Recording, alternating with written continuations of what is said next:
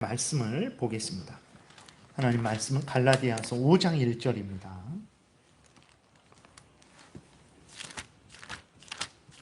갈라디아서 5장 1절 우리 한 목소리로 같이 봉독하겠습니다. 그리스도께서 우리를 자유롭게 하려고 자유를 주셨으니 그러므로 굳건하게 서서 다시는 종의 멍에를 매지 말라. 아멘. 기도드리겠습니다. 하나님, 이 시간 우리가 하나님 성경 말씀을 통해서 알려주시는 대로 믿고 따르고자 합니다. 우리들에게 은혜를 내려주셔서 우리로 점점 변화되어서 내 마음대로, 내 뜻대로, 내 하고 싶은 대로 행하는, 또 생각하고 말하는 자들이 아니고 성경에서 알려주는 대로 생각하고 말하고 행하는 성경의 사람들로 변화되도록 은혜 내려 주옵소서. 이 시간에도 하나님께서 온전히 주장하시기를 간절히 바라고 예수 그리스도의 이름으로 기도드렸습니다. 아멘.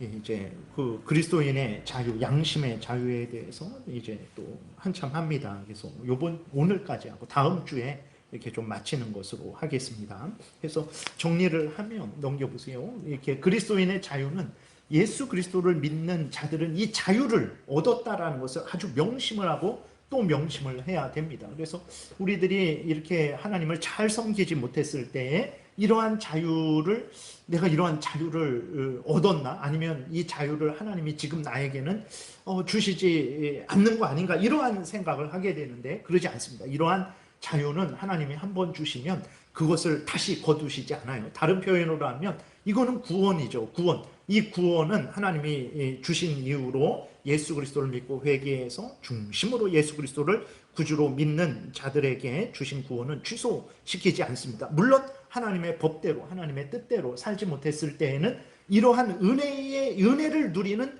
특권을 일시적으로 하나님께서 제한하실 수 있어요. 그러한 경우는 있지만 이 자유를 하나님께서 완전히 뺏으시는, 없애버리시는, 취소시키는 그러한 일은 없다라는 것을 우리가 기억해야 됩니다. 그래서 그리스도인의 자유는 뭐냐? 내 마음대로 살아갈 자유가 아니에요. 죄의 형벌을 받지 않는, 죄에서 벗어난 자유입니다. 그리고 하나님과 화목하게 되어서 하나님을 마음껏 섬길 수 있는 자유예요. 그래서 자유라는 말을 들을 때 우리가 방종의 자유, 내 마음대로 할 수 있는 자유, 절대 그렇게 생각해서는 안 되고, 죄의 형벌로부터 벗어나서, 지옥 형벌로부터 벗어나서, 사탄 마귀의 종로를 타는 데서 벗어나서 하나님과 화목되어서 하나님이 나의 아버지가 되고 또 우리는 하나님의 자녀가 되어서 하나님을 마음껏 섬길 수 있는 자유. 여러분들이 하나님께 100번, 1000번, 10,000번 기도하고 이름을 부를 때 하나님이 그렇게 지겨워하고 그만해라 그러지 않으세요? 하면 할수록 하나님 기뻐하시고 좋아하십니다. 그래서 여러분들이 이 자유를 얻은, 지금 나는 이 자유를 가진 자다라는 것을 분명히 명심하시고 이 자유를 얻은 자답게 살아가야 되는 거예요. 하나님 앞에 나아갈 자유, 하나님을 섬길 자유, 하나님의 뜻대로 살 자유를 우리에게 주셨는데 하나님께 나아가지도 않고 하나님도 섬기지도 않고 하나님 뜻대로 살지 않는다. 그럼 그 자유를 땅에 묻어두는 것과 똑같은 거죠. 그래서 사탄 마귀로부터 벗어나고 죄의 권세, 죄의 형벌, 어떤 죄의 비참으로부터 면제시켜줬는데 계속해서 이렇게 어떤 뭐라 그럴까, 그 정죄감에 억눌려 갖고 그렇게 그 하나님이 예수 그리스도가 내 대신 십자가에 못 박혀 내 형벌을 대신 받으셨다라는 것을 확신하지 못하고 계속해서 정말 내가 아직도 이 지옥 권세 아래에 있는 것처럼 그렇게 생각해서는 안 됩니다. 그래서 우리가 다시 한번 예수를 믿는 자들이 이 자유를, 그래서 여러분들이 사탄 마귀로부터 자유함을 얻으세요. 죄의 권세로부터, 죄의 형벌로부터 해방되었다라는 것을 여러분들이 늘 생각을 해야 돼요. 사탄 마귀는 너 같은 자가 무슨 지옥 형벌을 면했냐, 너 같은 자가 무슨 하나님이 기뻐하고 널 받아주겠냐 하면서 계속 우리를 공격을 합니다. 그러한 악한 공격에 여러분들이 속아 넘어가지 마시고 예수를 믿는 자는 이 자유를 주시는 거예요. 이게 구원받은 거죠. 이게 천국을 약속받은 자들의 상태인 것입니다. 이러한 자유를, 예수를 진실되게 믿는 자들은 이러한 자유를 얻은 자들이다라는 것을 기억하시고 이 자유를 가진 자들답게 여러분들이 살아가셔야 돼요.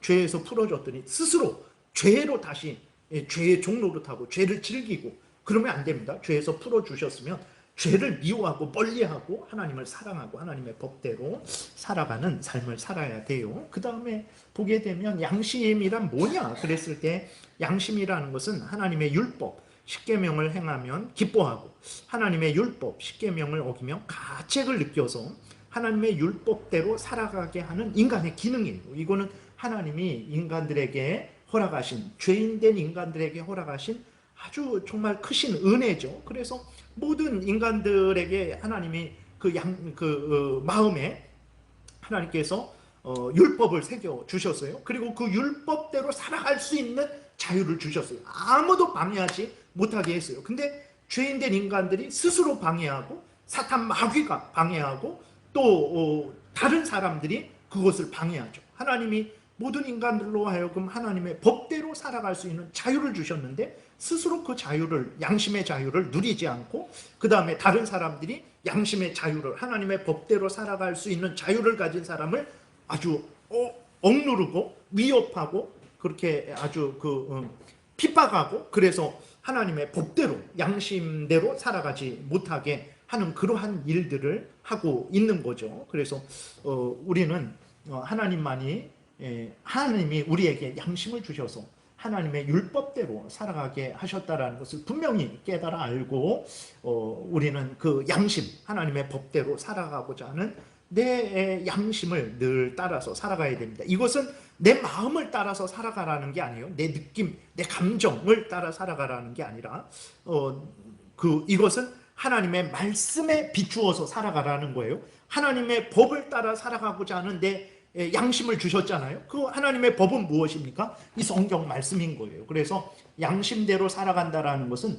성경 말씀대로 살아간다라는 거예요. 그걸 또 좁히면 양심대로 살아간다라는 것은 십계명을 따라서 살아간다라는 거예요. 양심대로 살아간다라는 것은 내가 생각하는 양심이 아닙니다. 내가 나쁜 짓을 해놓고도 나는 괜찮아, 그거는 절대 안 되는 거예요. 양심대로 살아간다라는 것은 하나님의 율법대로 살아가는 건데, 율법은 하나님의 성경 말씀이에요. 더 작게는 십계명입니다. 양심대로 살아가는 것은 하나님의 말씀대로 십계명대로 살아가는 것이라는 것을 늘 잊지 말고, 내 양심이 하나님의 법대로 살아야지. 하나님의 법대로 첫 번째부터 네 번째 계명 하나님 사랑하고, 다섯 번째부터 열 번째 계명 이웃을 사랑해야지. 내가 내 안에서 내 양심이 그렇게 나를 일깨울 때 빨리 여러분들은 성경책을 피십시오. 십계명을 다시 확인하시고 성경 말씀을 다시 확인하셔서 성경에서 알려주는 대로 여러분들이 믿고 따라 살아가야 되는 거예요. 그 다음에 이제 2항을 오늘 마무리하겠습니다. 2항을 한번, 이게 보이시죠? 한번 이렇게 쭉 읽어보겠습니다. 함께 같이 시작. 하나님만이 홀로 양심의 주가 되신다. 그는 신앙이나 예배의 문제에서 자신의 말씀에 반대되거나 또는 말씀 밖에 있는 사람들의 교리와 계명으로부터 양심을 자유롭게 하셨다. 그러므로 양심을 떠나서 이런 교리들을 믿는 것이나 이런 계명들에 순종하는 것은 양심의 참된 자유를 배반하는 것이다. 그리고 맹신과 절대적이며 맹목적인 순종을 강요하는 것은 양심의 자유와 이성을 파괴하는 것이다 라고 이렇게 2항에서 정리를 했어요. 그래서 이제 하나님이 양심을 주셨죠. 그 양심은 정리하면 이제 하나님의 법대로 살아가고자 하는 인간의 기능이에요. 그래서 여러분들이 나쁜 짓을 하면 양심의 가책을 받는단 말이에요. 근데 나쁜 짓을 했는데도 양심의 가책이 없다? 그러면 그게 바로 양심이 화인 맞은 거예요. 심각하게 생각해야 됩니다. 십계명대로 살지 않으면서 성경에서 알려주는 대로 살지 않는데 내가 양심의 가책을 못 느끼고 있어요. 그것은 자유한 게 아니라 그거는 사탄 마귀에게 속고 있는 것이고, 그것은 내 양심이 점점 고장나가는 것이라는 것을 빨리 깨닫고 회개하고 돌이켜야 되는 거죠. 그래서 이 양심은, 그리고 또 하나 우리가 알아야 될 것은 하나님이 주인이십니다. 그래서 제가 여러분들의 양심을 좌지우지할 수 없어요. 여러분들이 하나님의 법대로 성경 말씀대로 살 겁니다. 내가 가정생활, 직장생활, 교회생활, 아무튼 어디를 가든, 미국을 가든 아프리카를 가든 어디를 가든 나는 이 하나님의 법대로 살고자 합니다. 그랬을 때 제가 여러분 그렇게 할 필요 없어요. 미국 가면 좀 더 편하게 사셔도 돼요. 아프리카 가면 아유 뭐 그냥 마음대로 사셔도 돼요. 그 여러분들이 하나님 말씀대로 살아가고자 하려고 하는데 그것을 제가 여러분들의 양심, 하나님의 말씀 따라 살아가고자 하려고 하는 그 양심을 해라 하지 말아라 할 권한이 없습니다. 그 누구도. 왜 그러냐면 양심의 주인은 하나님만이 양심의 주인이기 때문에 그래요. 그렇기 때문에 여러분들의 삶은 그러니까 하나님 앞에서 책임져야 되는 삶을 살아가고 있다는 것을 항상 기억을 해야 돼요. 사람들이 볼 때에 뭐 기도하고 뭐 청소하고 봉사하고 이런 거는 정말로 그거는 우리들이 해야 될 일이 아닙니다. 그러니까 앞에서 말씀드린 대로 성경대로 살아가게 하는 게 양심인데 그 양심의 주인은 하나님이거든요. 그렇기 때문에 여러분들은 항상 하나님 앞에서 하나님이 나를 보고 계신다. 제가 설교를 이렇게 할 때에도 제가 여러분들 앞에서 설교하는 거잖아요. 그러나 여러분들이 아무도 없어도 저는 누구 앞에서 또 설교하는 거냐면 하나님 앞에서 설교하는 거예요. 항상 모든 인간들은 하나님 앞에 서 있다는 것을 기억해야 됩니다. 내가 말할 때, 내가 생각할 때, 내가 행동할 때 내 앞에 사람이 없어요? 그럼 됐다. 아닙니다. 내 앞에 하나님은 항상 계세요. 그래서 항상 하나님은 저로 하여금 이 양심, 하나님의 법대로 살아가고자 하도록 하나님께서 저에게 일깨우시는 거예요. 근데 우리들은 어떻게 합니까? 내 양심을 스스로 억누르는 거예요. 귀찮은데 뭐, 아무도 없는데 뭐, 내가 하기 싫은데 뭐 하면서 하나님의 법대로 이 성경 말씀대로 십계명대로 살아가고자 하는 그 양심을 억누르는 거예요. 그것은 하나님을 대적하는 것입니다. 그것은 하나님을 거역하는 거예요. 저는 하나님을 욕한 적이 없고 뭐 믿는 사람들을 뭐 핍박한 적도 없고 뭐 죽인 적도 없고 근데 제가 어떻게 하나님을 대적했다고 합니까? 양심의 주인이신 하나님이 나에게 알려주시는데도 불구하고 내가 그 양심을 누르는 것은 주인 되신 하나님과 대적하는 것이라는 것을 우리가 잊지 말아야 됩니다. 그리고 제가 여러분들의 양심을 이렇게 하나님의 법대로 살아가려고 하는데 그렇게 하지 말라라고 막 자꾸 제 말을 들으세요 하면서 제 생각을 그렇게 하는 것도 하나님을 대적하는 거예요.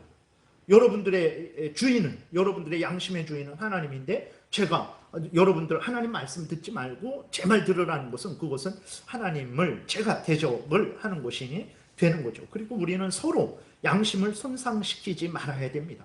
우리의 양심은 연약해요. 우리들이 연약하기 때문에 그래요. 그래서 그 우리들이 하나님의 법대로 살아가야 되는데 근데 옆에서요 자꾸 괜찮아 그냥 네 마음대로 살아도 돼 죄 지면서 살아도 돼 뭐 함부로 살아도 돼 자꾸 그러면요 내 양심이 하나님의 법대로 살아가야 되겠다라고 했다가도 정말 그런가? 저 사람도 저렇게 막 살고 저 사람도 함부로 살고 저 사람도 죄 짓고 살고 그러면 나도 굳이 이렇게 하나님의 꼭 법대로 살아가야만 되는가? 하면서 양심이 고장나게 됩니다. 그래서 항상 하나님의 그 사람으로 하여금 항상 하나님의 말씀대로 살아가도록 그렇게 도와야 되는데 우리가 우리의 행동을 통해서 그렇게 양심대로 살아가지 않아도 돼. 예를 들어서 제가 마음대로 살아가요. 목사인데도 목사답게 살아가지 않아요. 그러면 여러분들이 저를 보면서 목사인데도 목사답게 살아가지 않으니까 나도 그냥 뭐 예를 들어서 집사답게 살아가지 않아도 되겠구나. 이게 양심을 손상시키는데 직접적으로 말로 해서 손상을 시키기도 하고 내가 하나님 법대로 살아갈 때 나를 때리고 나를 죽이면서 손상시키기도 하고 거짓된 하나님의 말씀만이 진리냐 뭐 이렇게 석가모니의 말도 뭐 그런 거지 하면서 우리의 양심을 손상시키기도 하고 어떤 행동을 통해서 우리의 양심을 손상시키기도 하는 거죠. 그러니까 우리들은 우리 자신의 양심을 잘 지켜야 되고 다른 사람의 양심을 잘 보호해 줘야 되고 그 다음에 내가 내 양심을 손상시키지 않도록 해야 되고 우리가 다른 사람의 양심을 손상시키지 않도록 해야 되는 거예요. 그러니까 우리들의 삶은요 이 인간의 삶 자체도 그렇고 더더군다나 그리스도인들의 삶은요 정말 똑바로 한번 살아가고자 하겠다 그러면요 감당이 안 됩니다. 정말 그때 정말 마음을 다해야 되는구나 뜻을 다해야 되는구나 목숨을 다해야 되는구나 힘을 다하고 정성을 다해야 되는구나 라는 것을 알게 돼요. 그리고 이 삶은 내가 스스로 살 수 없는 삶이구나. 그래서 하나님께 기도하게 되는 거예요. 하나님 내 죄성을 이기게 도와주세요. 내 양심을 따라서 하나님의 법을 따라서 살아가게 도와주세요. 하나님 이러한 유혹과 저러한 핍박과 위협이 있는데 하나님 제가 지지 않고 굳게 하나님 말씀을 끝까지 지키면서 살아가게 해주세요. 기도할 수밖에 없어요. 그래서 여러분들이 그리스도인의 삶이 얼마나 진짜 산 위에, 산 언덕 위에 있는 집 같은 거예요. 여러분들의 삶은, 여러분들의 언어와 여러분들의 행실은 모든 사람이 다 보고 있는 거예요. 그러니까 우리들의 그리스도인의 삶이 얼마나 하나님 앞에서 이렇게 조심스럽게, 사람들 앞에서도 조심스럽게 살아야 되는지 모르는 삶인 거죠. 그래서 이러한 삶이 우리 그리스도인의 삶인 거예요. 근데 이러한 수준 높은 삶을 생각하지 않고 그저 이 세상에서 잘 되고 잘 먹고 잘 입고 그 다음에 부귀영화 누리고 높은 지위 권세 누리는 게 내 영혼이 잘 된 것 같이 내 육신이 강건하고 내 범사가 잘 되는 게 그게 하나님의 은혜지 라고 그걸 이렇게 바꾸어 버리는 것은 한 너무나 작은 부분을 그리스도인의 이 이만한 삶을 아주 너무나 잘못되게 한 부분으로, 그것도 이 세상에서 받는 그러한 누리는 복으로만, 물질적인 복으로만, 육신적인 복으로만 아주 왜곡시키는 거죠. 그런 부분에 있어서는 우리가 주의를 해야 되는 것입니다. 그래서 마태복음 23장 8절에도 보게 되면 이제 이게 무슨 말씀입니까? 그러나 너희는 랍비라. 랍비는 선생님, 율법 교사를 의미하는 거예요. 하나님의 율법을 가르쳐주는 그러한 선생들을 랍비 이렇게 말을 해요. 랍비라 칭함을 받지 말라. 너희 선생은 하나요. 너희는 다 형제니라. 땅에 있는 자를 아버지라 하지 말라. 너의 아버지는 한 분이시니 곧 하늘에 계신 이시니라. 또한 지도자라 칭함을 받지 말라. 너희의 지도자는 한 분이시니 곧 그리스도시니라. 무슨 말이냐면 우리 앞에서 말씀드린 것처럼 우리는 서로 돕고 서로 사랑하고 그렇게 살아가야 될 존재지, 제가 여러분들을 지배하고 다스리고 제 말을 따라 살아가라고 그렇게 강요할 존재들이 아니에요. 그 누구도 그렇게 할 수 없습니다. 인간에게 있어서, 인간 서로에게 있어서. 그래서 서로가 그 하나님이 주신 양심, 하나님의 법대로 살아가도록 서로 돕고 서로 지원하고 서로 함께 해야 될 존재지, 그 양심의 주인이 돼갖고 다른 사람의 양심을 지배하고 가르치고 억누르고 왜곡시키고 손상시키는 일을 할 수 없는 존재들인 거. 너희들은 그런 자들이 아니다. 양심의 주인은 오직 하나님이다. 오직 예수 그리스도다 라고 오늘 본문에서 말을 하는 거예요. 그러니까 절대로 너희들이 다른 사람들에게 선생 노릇하지 말아라. 그들 위에 있다라고 생각해서 그들의 양심을, 연약한 자들의 양심을 너희들이 좌지우지하려고 하지 말아라. 근데 이단들이나 어떤 뭐 세상에서 그런 경우도 많고 어떤 사람들을 지배하죠. 그 사람들을 자기의 종으로 삼아버리는 거예요. 칼을 가지고 아니면 거짓으로 속여서 그 사람들을 자기 종으로 삼죠. 그래서 하나님을 섬기고 하나님의 법대로 살도록 돕는 게 아니라 그 양심을 왜곡시키고 손상시켜서 억압해서 인간의 종으로 만드는 일들이 허다한 거죠. 그거는 하나님 앞에 큰 형벌 받을 것입니다. 그것은 육신의 생명을 죽이는 것은 단순히 육신의 생명을 빼앗는 거지만 그 영혼을 죽이는 거예요.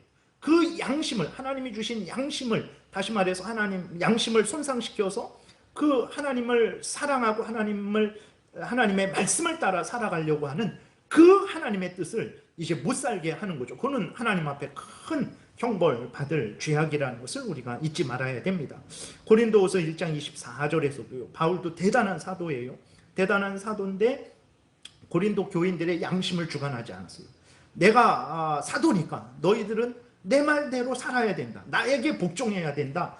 물론 질서에 있어서 바울 사도가 교회를 세우고 하나님의 말씀을 전하는 그런 직분의 질서에 있어서는 바울 사도에게 사도를 통해서 가르침을 받아야 되는 거죠. 그러나 그것이 바울이 그 고린도 교인들을 자기의 종으로 그 하나님을 섬기는 양심을 이렇게 제한하고 억압하고 자기의 종으로 자기 말을 듣고 따르는 자로 만들려고 하지는 않았다라는 것을 우리가 분명히 기억해야 됩니다. 그래서 고린도후서 1장 24절에서도 우리가 너희 믿음을 주관하려는 것이 아니요 오직 너희 기쁨을 돕는 자가 되려 함이니 이는 너희가 믿음에 섰습니다. 바울이 열심히 고린도 교인들을 책망하고 때로는 칭찬하고 때로는 그들을 위해서 밤을 새워 기도하고 그걸 왜 그랬겠습니까? 자기의 종으로 만들려고 그랬습니까? 아닙니다. 양심을 따라서 하나님을 섬기는 자로 만들어 주기 위해서 그렇게 애쓴 거예요. 그래서 절대로 우리는 다른 사람의 양심을 손상시켜서는 안 돼요. 왜곡시켜서도 안 됩니다. 그 양심, 하나님의 법대로 살고자 하는 그 양심이 충분히 발휘되도록 그 사람이 하나님의 법대로 살아갈 때에 적극 지원하고 적극 위해서 기도해야 되는 거예요. 시기하고 질투하고 조롱하고 멸시해서는 안 되는 것입니다. 그리고 하나님의 법대로 살아가는데 자꾸 옆에서 뭐 다른 나쁜 하나님의 말씀에 어긋나는 하나님의 법을 어기는 그런 말을 해갖고 이렇게 그 양심을 손상시켜서는 안 돼요. 롯이 이제 소돔의 땅에 거했죠. 그건 롯의 잘못입니다. 그러니까 눈에 보이는 것만 이렇게 찾아가서 결국은 그렇게 잘못된 소돔으로 들어가게 된 거예요. 물론 거기에는 하나님의 섭리가 있습니다. 하나님이 아브라함의 자손에게만 가나안 땅을 주신다고 하셨죠. 그래서 결국은 때가 되니까 롯은 아브라함의 조카입니다. 그래서 롯이 결국은 이제 떨어지게 되고 그 가나안 땅은 아브라함의 자손만, 직계 자손만 이제 상속받게 되는 거예요. 근데 어쨌든 그렇게 떨어져 나갈 때 롯은 자기의 눈에 보이는 인간 안목의 세상의 안목만 가지고 이렇게 찾아갔죠. 그래서 근데 그곳이 어떻습니까? 보기에는 에덴 동산 같다 그랬어요. 아주 정말 살기 좋은 그러한 곳인 줄 알고 찾아갔더니 거기에는 온갖 동성애와 온갖 악을 저지르는 아주 죄악의 소굴이었어요. 그랬을 때 의로운 롯의 심령이 상했다 그랬어요. 그래서 우리들이 성도들에게 가장 좋은 태도로, 가장 좋은 말로, 가장 좋은 그러한 삶으로 이렇게 내가 옆에 있어야 되는 거예요. 그러지 않으면 그 다른 성도의 삶이 손상을 받게 되는 거예요. 교회 생활이라는 것이 이런 차원의 생활이라는 것을 우리는 늘 생각을 해야 되는 것입니다. 그 다음에는 이제 바울이 또 무엇에 대해서 하나님이 말씀을 하고 있냐면 다른 사람의 양심을 손상시키고 그 양심대로 살지 못하게 하는 것도 잘못이지만 자기 스스로 그러한 잘못된 그 가르침과 위협에 끌려가는 것, 그것도 바울이 책망을 하고 있어요. 양심을 손상시키는 사람도 책망을 하지만 거짓말에서 양심을 손상시키는 자들에게 스스로 복종하는 그 사람도 바울이 책망을 하고 있다는 것을 우리가 성경을 통해서 보게 되죠. 골로새서 2장 20절에 보게 되니까 너희가 세상의 초등 학문에서 그리스도와 함께 죽었거든 어찌하여 세상에 사는 것과 같이 규례에 순종하느냐. 이거는 세상의 초등 학문은 이제 구약의 율법, 의식법, 이제 신약 때에는 사용하지 않는 구약의 이스라엘 백성들에게만 사용하는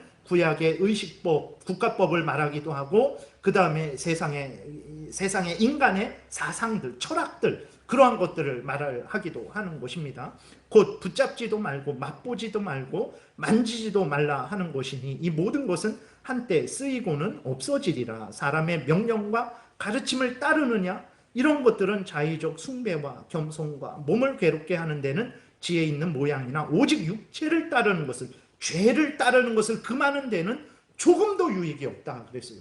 그러니까 하나님을 섬기고 우리로 하여금 범죄하게 하는 그 죄성과 맞서 싸우는 데에는 세상 사람들의 가치관, 사람들의 말은 아무런 소용이 없습니다.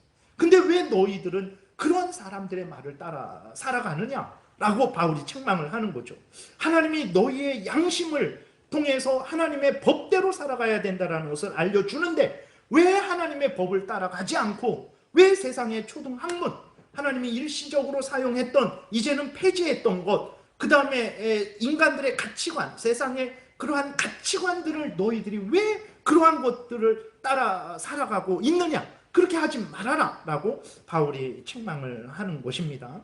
그리고 갈라디아서 1장 10절에도 보게 되면 이렇게 기록되어 있어요. 이제 내가 사람들에게 좋게 하랴 하나님께 좋게 하랴 사람들에게 기쁨을 구하랴 내가 지금까지 사람들의 기쁨을 구하였다면 그리스도의 종이 아니리라. 사도 바울이 어떤 자기는 양심을 따라 살아갔다라는 거예요. 사도로서 정말 사람들을 기쁘게 하고 사람들을 이렇게 비위를 마치고 사람들의 원하는 대로 사람들은 다 원해요. 여러분 몸이 건강하기를 싫어하는 사람이 있습니까? 우리의 범사가 형통하는 것을 싫어하는 사람이 있습니까? 없어요. 불교 신자도 몸이 건강하기를 바래요. 이슬람 사람들도 범사가 형통하기를 바래요. 그는 모든 인간들이 가지고 있는 공통된 그러한 원함이죠. 그러니까 그런 원함을 말하면 누구나 좋아합니다. 누구나 좋아요. 진짜로. 여러분, 여러분, 복 받으세요. 그랬을 때, 싫어요. 그렇게 하실 분이 있나요? 없어요.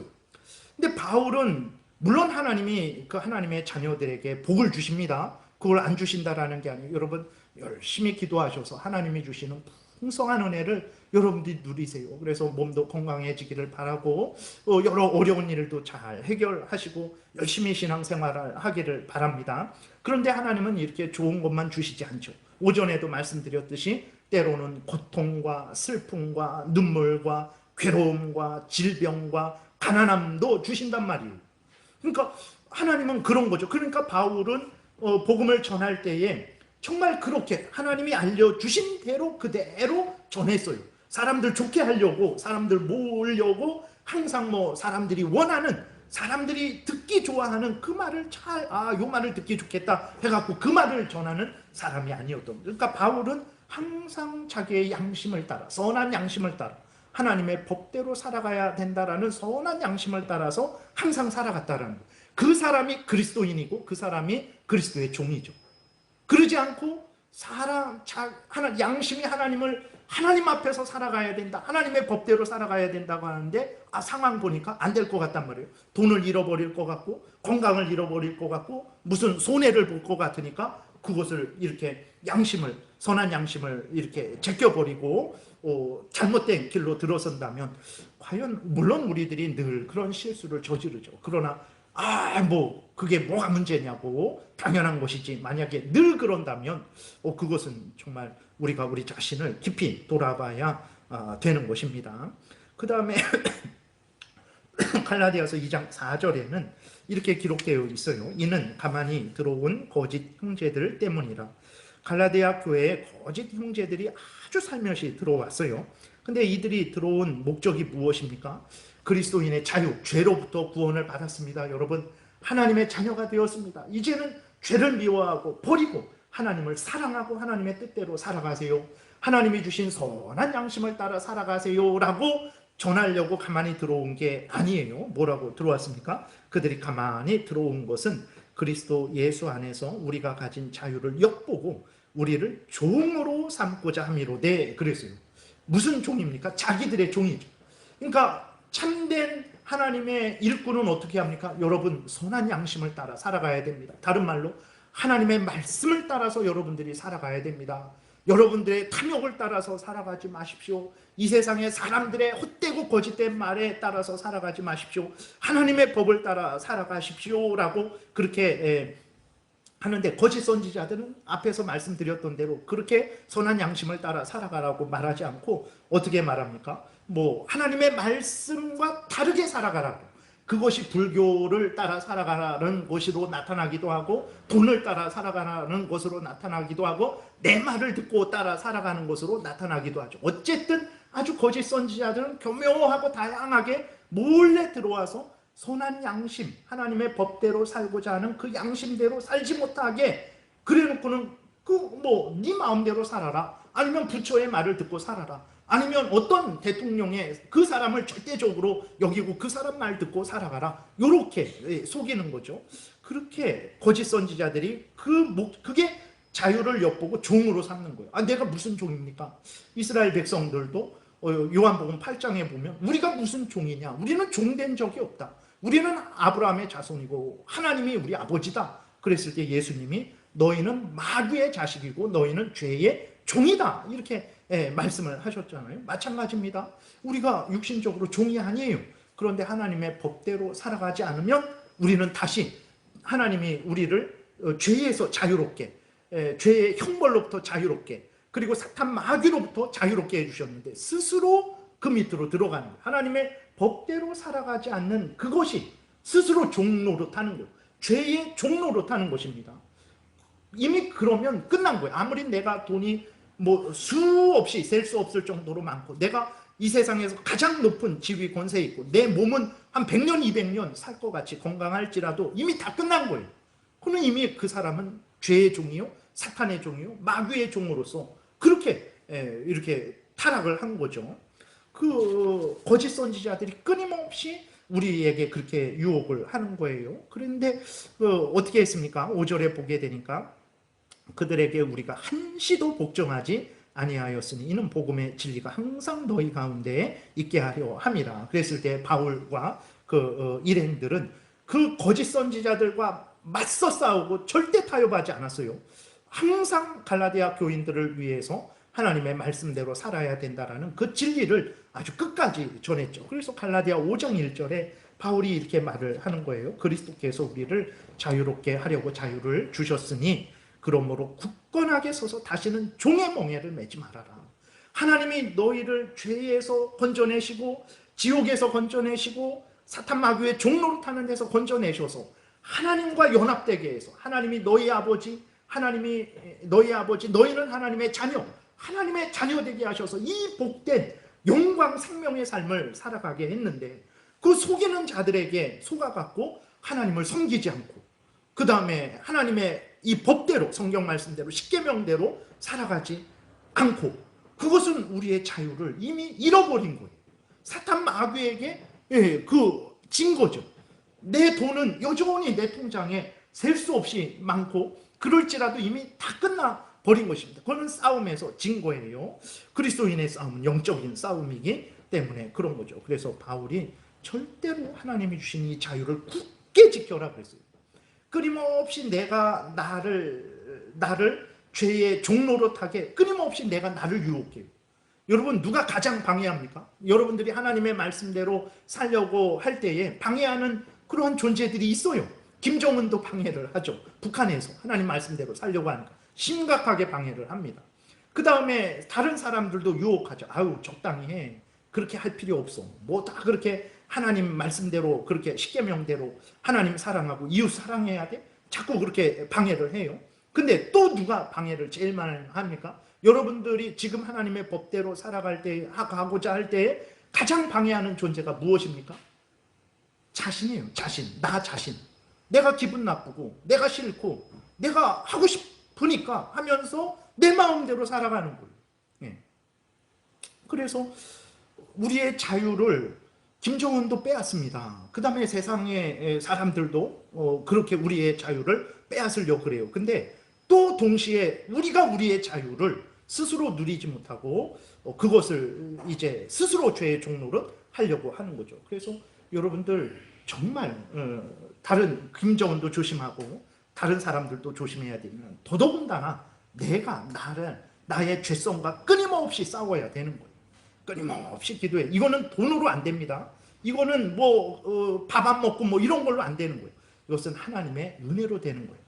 그래서 항상 하나님을 의지하고 기도하고 금식하면서 기도하고 또 하나님의 도움을 구하는 그런 삶을 살아야 그리스도인의 삶을 살아가지 그냥 되는 대로 그냥 적당히 내 지혜로 내 능력대로 살아가면 반드시 이렇게 속게 된다는 것을 우리가 기억해야 되는 것입니다. 그 다음에 지난주에도 잠깐 말씀드렸지만 맹신과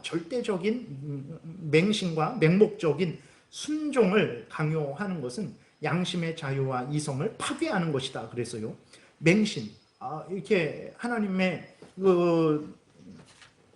로마서 10장 넘겨보세요. 10장 17절 여기 밑에 보면 그러므로 믿음은 들음에서 나며 들음은 그리스도의 말씀으로 말미암았느니라 라고 이렇게 기록이 되어 있어요. 그러니까 믿음은 하나님의 말씀으로 말미암는 거예요.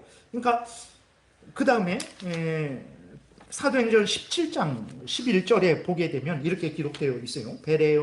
베레아에 있는 사람들은 데살로니가에 있는 사람들보다 더 너그러워서 간절한 마음으로 말씀을 받고 이것이 그러한가 하여 날마다 성경을 상고한다 그랬어요. 그러니까 여러분들은 어떤 삶을 살아야 되냐면, 제가 여러분들에게 하나님 말씀을 전했잖아요.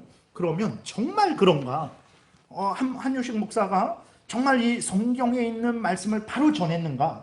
그리고 우리가 장로교회의 그 표준 문서로 삼고 있는 웨스트민스터 신앙고백서의 아주 그 근거에서 하나님의 말씀을 전했는가? 여러분들이 곰곰이 생각하셔야 됩니다. 여러분들 저를 의심하는 거예요? 아니 뭐 제가 전했으면 그대로 믿어야지, 왜 뭐 무슨 또 그걸 한번 확인하고 있어요? 제가 전했으면 그냥 믿으세요, 그냥 따르세요 라고 제가 여러분들에게 그렇게 맹신을 요구하고 맹목적인 순종을 요구하면 그게 여러분들을 위하는 게 아니에요. 여러분들의 양심과 이성을 파괴하는 거예요. 하나님이 여러분들에게 양심을 주셨죠. 그래서 여러분들이 스스로 하나님의 말씀을 따라 살아갈 수 있는 인격체로 만들어 주셨단 말이에요. 자유인으로 만들어 주셨어요. 근데 제가 양심 생각하지 마세요, 그런 거 생각하지 말고 뭐 양심 뭐 이렇게 확인하지 말고 그냥 제가 말한 대로만 행하세요. 그거는 여러분의 양심을 무시하는 거예요. 그 다음에 또 하나는 하나님이 여러분들에게 이성 사리 분별할 수 있는 그 생각을, 이성을 주셨어요. 그 죄로 오염되고 부패된 자들은 그 이성도 죄로 오염되고 부패되었어요. 그래서 잘못된 것을 옳다하고 하나님이 없다, 봐라 눈에 보이는 하나님이 보이지 않으니까 하나님은 없다, 이런 결론을 도출을 하죠. 그러나 그리스도인들, 거듭난 이성은 이 성경 말씀을 들었을 때 정말 이 성경 말씀이 그런가? 갈라디아서 5장 1절 말씀을 전했는데 마태복음 말씀하고 맞는가? 요한복음 말씀하고 맞는가? 계시록 말씀하고 맞는가? 창세기 말씀하고 맞는가? 이렇게 거듭난 이성은 하나님의 말씀을 듣고 그 말씀이 그러한지 올바르게 분별을 하려고 하는 거예요. 그것이 하나님이 여러분들에게 주신 은혜입니다. 예수 그리스도를 믿는 자들에게 주신 놀라운 은혜예요. 근데 제가 맹신, 그냥 무조건 믿으세요, 그냥 무조건 순종하세요 하는 것은 여러분들의 인격을 무시하는 것이고 여러분들의 인격을 파괴하는 거예요. 그런 식으로 자라는 아이들, 그런 식으로 자란 사람들은요, 보게 되면 그래서 아주 극단적인 잘못된 생각을 해요. 그래서 지금 이렇게 보게 되면 정치에 아주 매몰되어 갖고 이쪽에 있는 사람, 저쪽에 있는 사람, 그들은 사리 분별을 못해요. 진짜로. 아니 제가 어떤지는 모르겠어요. 그건 뭐 여러분들이 소금을 사든 안 사든 그것은 여러분들의 그러한 이제 자유니까.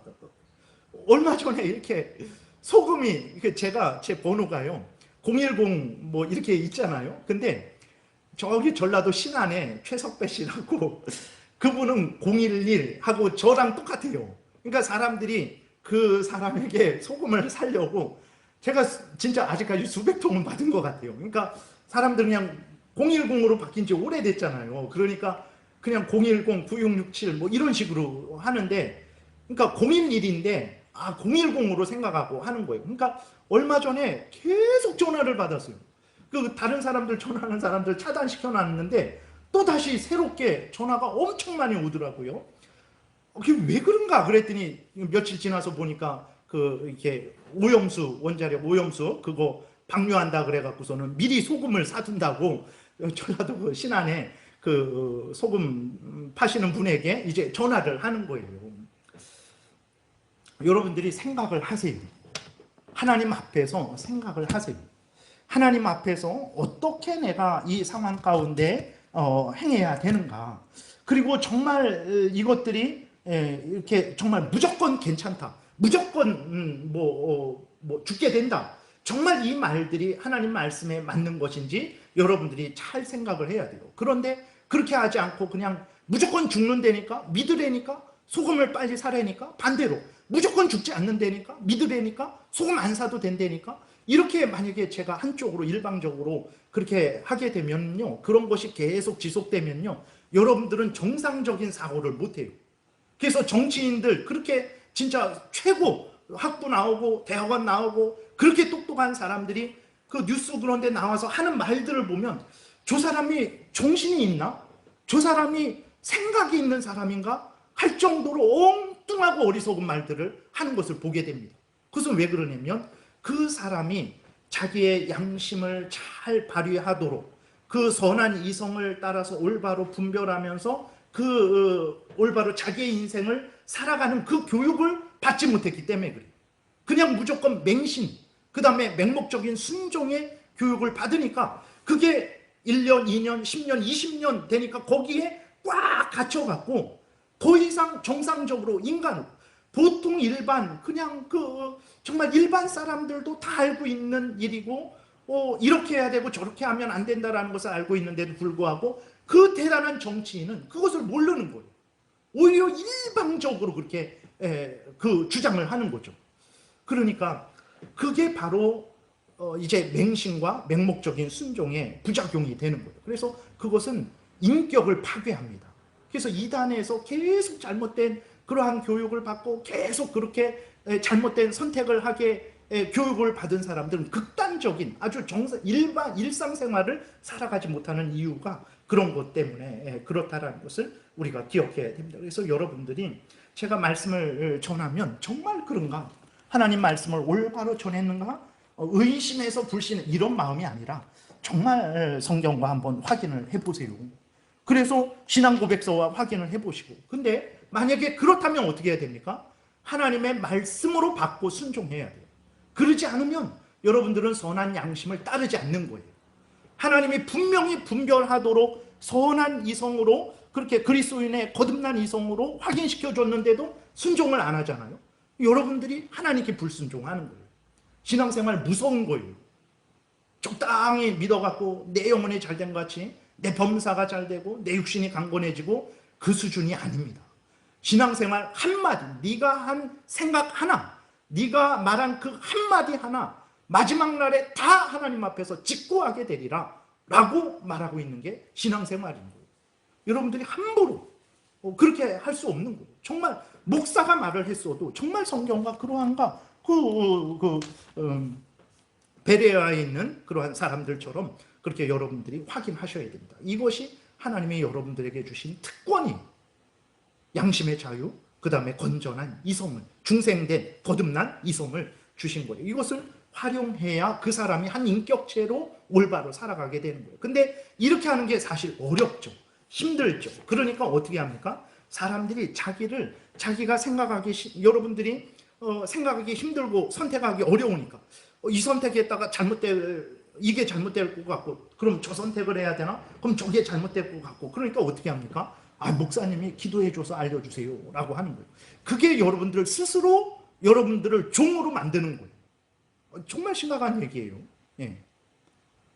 왜 여러분들에게 하나님이 양심의 자유를 주셨고 중생된 이성을 주셔서 그 말씀이 그러한가? 갈라디아 5장 1절의 말씀, 이 말씀이 정말 그러한 내용인가? 정말 마태복음하고도 맞고 창세기하고도 맞고 계시록하고도 맞는가? 그런 것을 확인할 수 있는 그러한 분별을 할 수 있도록 주셨단 말이에요. 근데 그게 그렇게 하기가 힘들어요, 사실. 여러분들 인생을 살아가다가 아플 때 예를 들어서 이 병원에 갈까 저 병원에 갈까 그것도 심히 고민됩니다. 그리고 좀 더 큰 어떤 결정을 하게 되면 그것도 더 심히 고민되는 거죠. 그렇게 되니까 어떻게 합니까? 내가 선한 양심을 따라서 내가 중생된 이성으로 올바르게 분별해서 선택을 하고 결정을 하고 책임을 져야 되는데 그렇게 하기가 부담되는 거예요. 두려운 거예요. 그러니까 맡겨버리는 거예요. 여러분 왜 독일 사람들이 그 히틀러에게 적극 참여해갖고 그 다음에 그 히틀러가 그렇게 유대인들 600만 명을 죽이는 데 있어서 그들이 전혀 어떤 양심의 가책도 안 느끼고 그 일에 동참했습니까? 자기들이 가진 자유를 감당하기 힘드니까 그 자유를 가지고 하나님 앞에서 올바르게 양심을 따라 살아가려고 하니까 히틀러에게 핍박을 당해요. 히틀러에게 죽임을 당해요. 그 상황 속에서 정말 그 매매를 못하게 하는, 예를 그 계시록 13장에 있는 것처럼 그렇게 못하게 하는 여러, 그냥 그 독일에서 살 수가 없는 거예요. 그렇게 되니까 어떻게 합니까? 그냥 다 맡겨버려요. 그냥 알아서 뭐 죽이게 하겠어? 히틀러에게 맡겨버려요. 사람인데, 살아있는데 인격적인 존재가 아니라 그냥 종된 존재예요. 대신 나에게 돈이 생기는 거죠. 대신 내가 원하는 그 말을 듣는 거죠. 대신 내가 원하는 그러한 상황으로 이제 이렇게 되게 되는 거죠. 그렇게 되니까 내가 건강을 얻으니까, 물질을 얻으니까, 내가 원하는 것을 들어주니까 자신의 인격을 내어 맡기는 거예요. 그러면 안 됩니다. 그렇게 하는 건 쉬워요, 솔직히. 그렇게 사람을 다스리는 건 쉽습니다. 여러분, 의외로 쉬워요. 의외로 쉽습니다. 그렇게 하면 안 돼요. 그것은 다른 사람의 양심의 자유를 자기가 주인 행사하는 거예요. 근데 문제는 뭐냐면 스스로 자기가 내 양심의 주인이 되어주세요. 나의 주인이 되어주세요. 내 인격을 갖다 바치는 거예요. 그 사람의 종이 되는 거예요. 하나님의 양심의 주인은 하나님입니다. 내 생명의 주인은 하나님이다. 하나님의 종이 돼야 되는데 사람의 스스로 그 밑으로 들어가서 사람의 종으로서 살아가는 거예요. 절대 그래서는 안 됩니다. 그렇게 되니까 지도자가 그런 식으로 해갖고 그 양심을, 그 인간들의 두려움을 갖게 해갖고 국가에서도 그렇게 김정은에게 저항해도 안 되잖아요. 이런 상황 속에서. 그러니까 그냥 다 포기하고 뭐 죽이기야 하겠어. 김정은이 하라는 대로 따라 살아가면 죽지는 않으니까. 그러니까 그렇게 사람이 아니죠. 사람이 아닌 거. 그 사람이 사람을 사람이 아닌 것으로 만들고 다른 사람들도 스스로 사람이 아니게 만들어 버리는 거. 무서운 일입니다. 그런 일들이 너무나 많아요. 가정에서 아버지가 그렇게 자녀를 할 수도 있죠. 뭐 형제들끼리 그럴 수도 있고, 직장에서도 그런 경우가 그런 경우로 만들 수도 있고. 그리스도인들은 어떻게 해야 됩니까? 저항해야 됩니다. 그렇게 해서는 안 돼요. 뭐 이렇게 질서에 저항하지 않고 항상 반항하고 말 듣지 않고 이런 것이 아닙니다. 우리들은 정말 베드로 전서에서도 이야기하고 있듯이 주인에게 순종하되 착한 주인에게만 순종해서는 안 돼요. 까다로운 주인이라 그랬어요. 그러니까 그 당시엔 노예입니다. 노예가 주인인데 그 주인이 얼마나 노예를 친절하고 뭐 얼마나 그 노예를 잘 대해줬겠습니까? 진짜 사람 같지 않게 대했겠죠. 그 주인이 노예의 생명을 마음대로 빼앗는 그런 차원이겠죠. 근데 그 종에게 뭐라고 말합니까? 까다로운 주인일지라도 예수 그리스도를 대하듯 하라 그랬어요. 이게 우리 그리스도인들입니다. 그러나 그 주인이 내 양심, 내가 하나님의 법대로 살아가고자 하는데 그 하나님의 법대로 살아가고자 하는 양심을 짓밟고 자기가 주인 행세하려고 할 때, 하나님이 주신 나의 거듭난 이성을 가지고 내가 사리분별을 하면서 올바르게 신앙생활을 하려고 할 때에 그러한 데 하나님이 주신 거듭난 이성을 사용하지 못하게 억누를 때 그리스도인들은 어떻게 해야 되냐? 저항해야 되는 거예요. 나는 어떻게 저항합니까? 우리가 사도행전 4장, 5장에서 살펴봤잖아요. 그 사내들인 공회에서 제사장들과 사두개인들이 그 베드로와 사도들에게 하나님 말씀대로 전하지 말아라. 하나님 말씀대로 살지 말아라. 그랬을 때 그들이 어떻게 했습니까? 너희 말 듣는 것이, 하나님의 말 듣는 것이 것보다 옳은지 너희들이 한번 생각해봐라. 나는 하나님의 말씀을 따르지 않을 수 없다라고 그렇게 거절을 하는 거예요. 그래서 그들이 죽이면 어떻게 해야 됩니까? 죽을 수밖에 없는 거예요. 살고자 하면 양심을 따라 살지 못하게 되는 거죠. 내 생명은 얻지만 하나님의 법을 따라 살아가지는 못하는 거죠. 그래서 여러분들이 신앙생활이라는 것이 이렇게 어마어마한 것입니다. 그래서 그런 차원에서 말씀드렸듯이 부부 간에도 그렇게 양심과 그 양심을 파괴하고 억압하고 제한해서는 안 된다고 그랬죠. 부모와 자식 간에도 그래서는 안 된다고 그랬죠. 목사와 성도 간에도 그럴 수 없어요. 바울도 고린도 교인들의 그 양심을 좌지우지하려고 하지 않았어요. 하나님을 잘 섬기도록 돕는 자로서 그렇게 바울이 목회 사역을 했지, 그 고린도 교인들의 양심을 좌지우지하는 그러한 일들은 하지 않았습니다. 신앙생활이라는 것이 이 정도 수준, 이런 생각을 가진 자가 가정에 있어요. 그 가정이 얼마나 복됩니까? 근데도 죄로 오염되고 부패되어서 온전히 행하지는 못하죠. 그러나 다시 회개하고 다시 올바로 살아가야지, 이런 생각을 가진 자가 회사에 있다고 생각해 보세요. 이런 생각을 가진 자가 우리 동네에 많이 있다라고 생각을 해보세요. 이런 생각을 가진 그리스도인들이, 이런 하나님의 뜻을 알고 있는 그리스도인들이 이 대한민국에 많이 있다라고 생각해 보세요. 그럼 이 대한민국이 어떻게 되겠습니까? 참으로 복되게 되지 않겠습니까? 그러니까 그리스도인들의 수준이라는 것은 이 정도의 수준이에요. 이 정도로 세상의 소금과 빛의 역할을 할 수 있는 수준이라는 것을 우리가 기억을 해야 되는 것입니다. 근데 이제 우리 스스로, 다른 사람들이, 그 다음에 또 세상이, 그 악한 사탄 마귀가 이제 우리를 이렇게 하나님이 주신 자유를 누리지 못하게 하는 거죠. 죄에서 구원받은 것을, 그 기쁨을 누리지 못하게 하죠. 하나님의 아버지가 하나님이 되었고, 하나님의 아버지 되었고, 우리가 하나님의 자녀 되어서 하나님께 마음껏 나갈 수 있는 자유가 있는데도 안 나가요. 기도도 안 하고, 하나님의 이 성경 말씀을 통해서 인생길의 빛과 등불로서 우리에게 주시는데도 성경 말씀도 읽지도 않고 듣고 순종하지도 않고, 우리 스스로, 우리가 제일 그러죠. 내가 하나님의 뜻대로 살아가는데 방해하는 것은, 가장 큰 방해는 나 자신이죠. 예. 근데 우리는 뭐 어쩔 수 있나 하죠. 그게 양심에 화인 맞은 거. 점점 양심이 굳어가는 거예요. 고장나 가는 것이라는 것을 우리가 기억을 해야 되는 것입니다. 그래서 아주 이게 혁명적이에요. 그래서 혁명적이에요. 기독교인은 참되게 혁명적입니다. 그러니까 공산국가에서 이 기독교를 내버려 둘 수가 없어요. 김일성이 어버이 수령인데, 김일성이 아버지예요. 김일성이 하나님입니다. 그들에게는. 근데 하나님이 나의 아버지다. 김일성은 인간일 뿐이다. 물론 그가 권위가 있어서 지도자라면 내가 그에게 지도자로서는 순종할 수 있지만, 그를 나의 아버지로, 하나님으로, 신으로 모실 수는 없다.